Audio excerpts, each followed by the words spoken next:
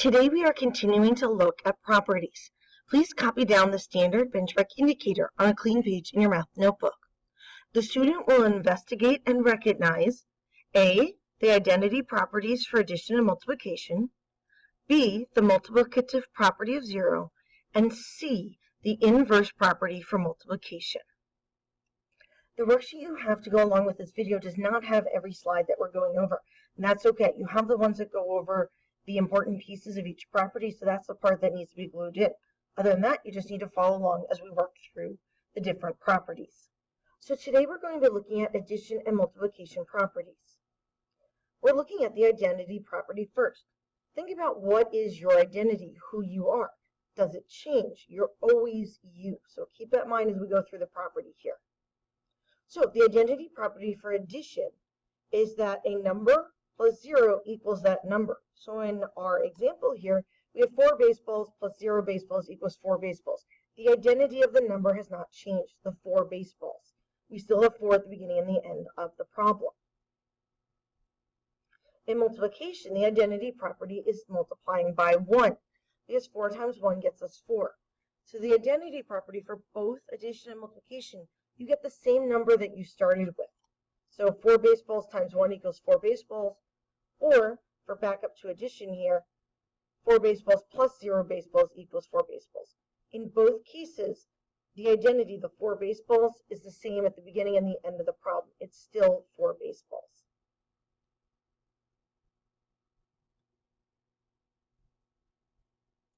So the identity property of addition says the sum of any real number and 0 is equal to the given number.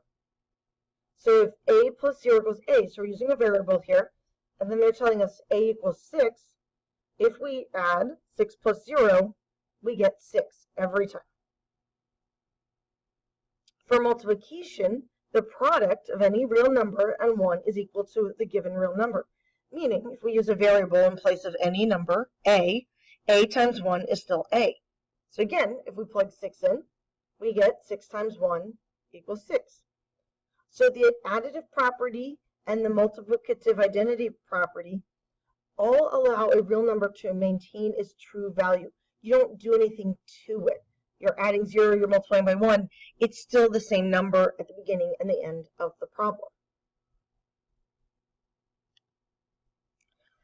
So, which of the following shows the multiplicative identity property?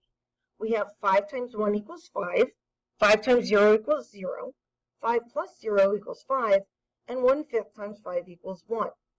Well, the first thing we know is it's a multiplicative property, so we're going to cross out C because that's adding.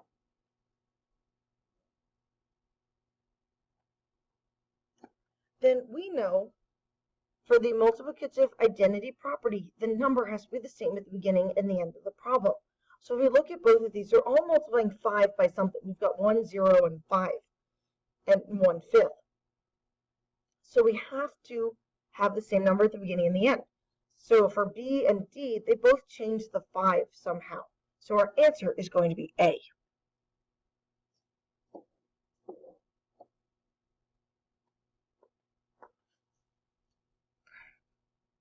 Then we're going to draw a picture of the solution from the example above. So this is the part I want you to draw in your notebook. So we have 5 times 1 equals 5. So you can pick anything you want to be the shape that you're going to draw. We're going to use circles for this just because they're quick and easy.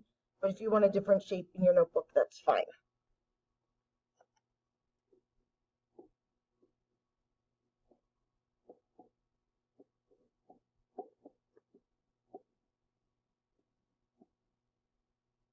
So there's our picture solution. 5 circles times 1 gets us 5 circles. The inverse property. Think about what we've done with the inverse of fractions. The reciprocal is another word for inverse.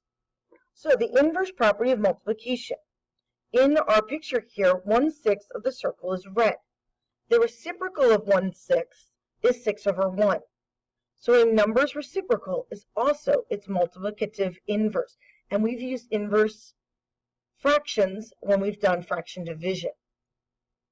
So in this case, 1/6 times 6/1 equals 6/6, which equals 1.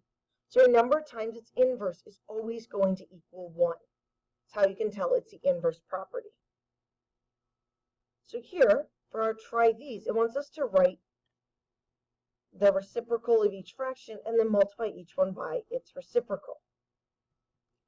So we're going to use this chart here for each fraction. So we start with 1 1/2. It's equivalent to 3/2 because just like we talked about in fraction division, you have to get the mixed number into an improper fraction before you can flip it. So the reciprocal becomes 2/3 because that's flipping the 3/2. I multiply 3/2 times 2/3, multiply across, I get 6/6, which equals 1. For 3/4, our reciprocal is 4/3. Then we're going to multiply 3/4 times 4/3, which equals 12/12, which equals 1.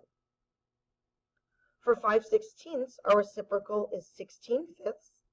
We're going to multiply the fraction and the reciprocal, and we get 80/80, which becomes 1 when we simplify. Finally, for 7/8, our reciprocal is 8/7. Then our multiplication sentence is 7/8 times 8/7. We get 56/56, which simplifies to 1. So a number times its inverse, or its reciprocal, is always going to get you 1.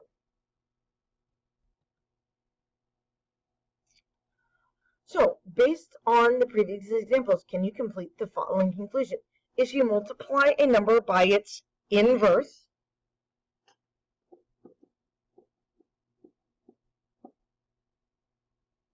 then you will always get a product of 1.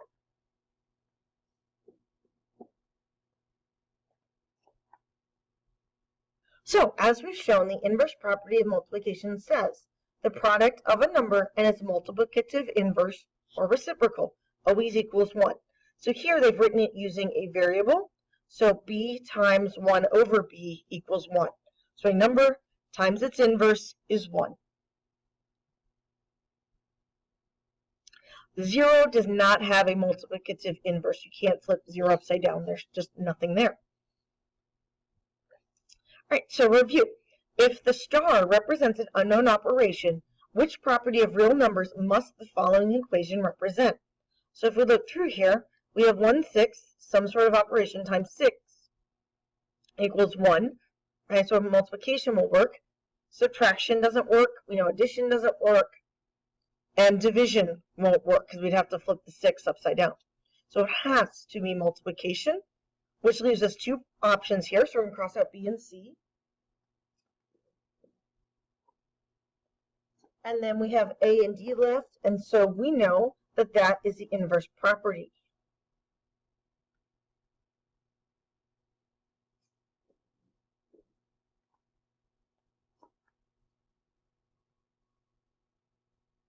The next property we're looking at is the 0 property of multiplication. So the product of any real number and 0 is 0. Doesn't matter what number it is. If you multiply it by 0, you get 0. So that's something you guys have known for years. We're just putting a name on it now so you know what property it is. So the A here is representing a variable, times 0 equals 0. Then they plugged in 5. 5 times 0 equals 0. 2 apples times 0 equals 0. So anything times 0 is 0. So we're just putting a name on the property now. So it's the 0 property of multiplication. All right, which of the following equations is an example of the multiplicative property of 0? So the first thing, if we look at here, we know it has to be multiplication. So we're going to cross B and C off the list right away. For A, we've got 3 times 0 equals 0 times 3. That's just flipping the numbers. That's the commutative property of multiplication, which we've already talked about. So our answer is going to be D, because the number times 0 will always get you 0.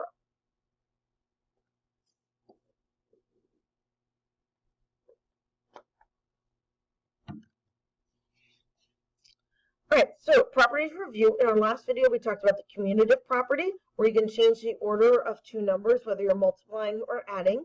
They're both commutative. The associative property, where we move the parentheses, so we change who's associating together. So in the picture, they went from the apple and the cherry together to the cherry and the banana. And then we also talked about the distributive yesterday, and that gets us, in this case, the fish times the lizard plus the star. In this case, we distribute the fish, so we've got fish times lizard plus fish times the starfish.